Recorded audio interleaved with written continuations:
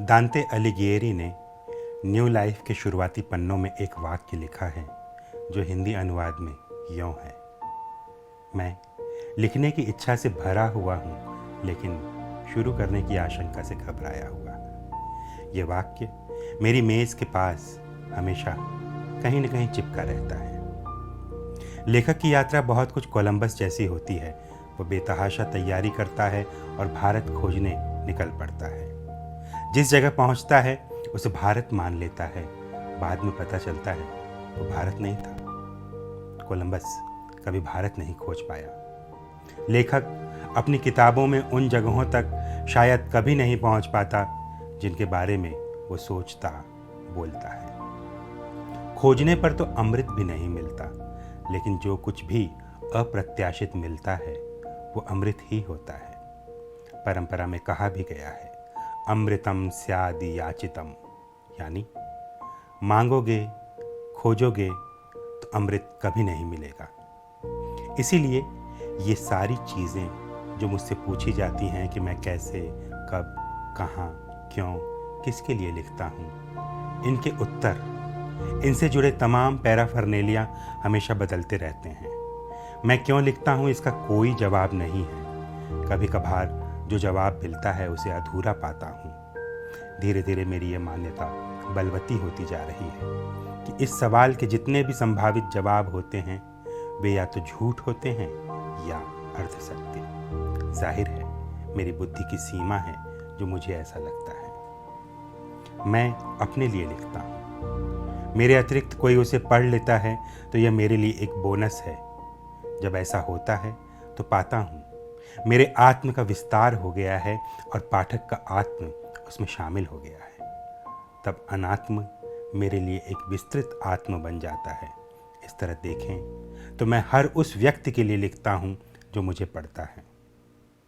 संगीत के बीच लिखूं या शांति के बीच, भीड़ के बीच लिखूं या निर्जन द्वीप में, मैंने पाया है कि इस तरह की तमाम आदतें और शौक़ बार बार पढ़े जाने वाले कपड़ों की तरह झीने हो जाते हैं।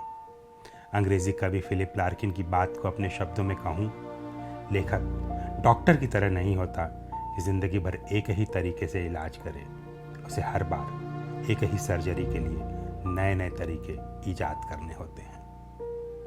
लिखना आपको अकेला बनाता है, लेकिन आप अकेले होकर नहीं लिख सकते।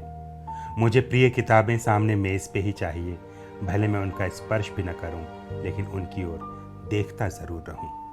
जैसे रास्ता पता होने के बाद भी आप बार बार ध्रुव तारे की ओर देखते हैं। जैसे रास्ता पता होने के बाद भी आप धीरे धीरे चलते हैं। मैं तेजी में नहीं लिखता।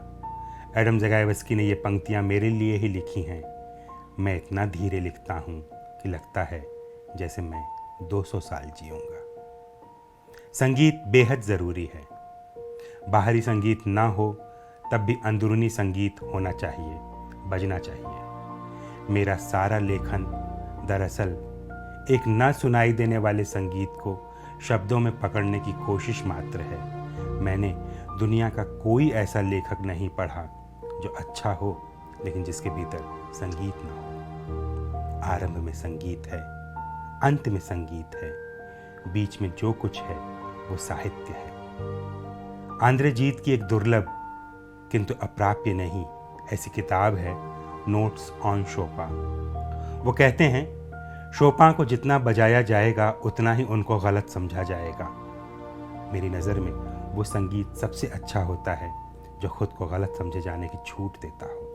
तब उसके एक से ज़्यादा गलत अर्थ हो सकते हैं और उतने ही सही अर्थ। एक लेखक के तौर पर मैं उसी संगीत के पीछे दौड़ता हूँ, चाहे जहाँ बजे। मोज़ार्ट, बेथोवन, शोपां इसमें मेरी मदद करते हैं। ध्वनि से स्नान करते समय मैं शब्द से गीला होता हूँ। मुझे अपनी नीली हरी कोकियो नोटबुक चाहिए, पेंसिल चाहिए, कलम चाहिए। मुझे कंप्यूटर चाहिए, इंटरनेट कनेक्शन चाहिए, पास में मेरा किंडल चाहिए। मुझे थर्मस भर के चाय चाहिए, मुझे रात चाहिए। मुझे ताबूत जैसे आकार वाली अपनी मेज़ चाहिए। मुर्दों जैसा सब्र चाहिए, कब्र जैसी बेनियाजी चाहिए। खुदाया जाने क्या क्या चाहिए। पर हकीकतन सबसे सुंदर पंक्तियां मुझ तक तब आई हैं जब इनमें से कुछ भी मेरे पास नहीं था।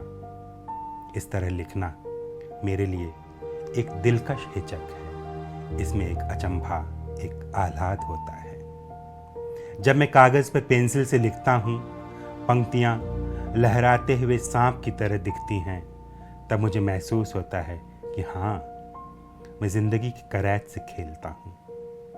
मेरे पास सपने हैं, लेकिन फूहड़ महत्वाकांक्षाएं नहीं हैं।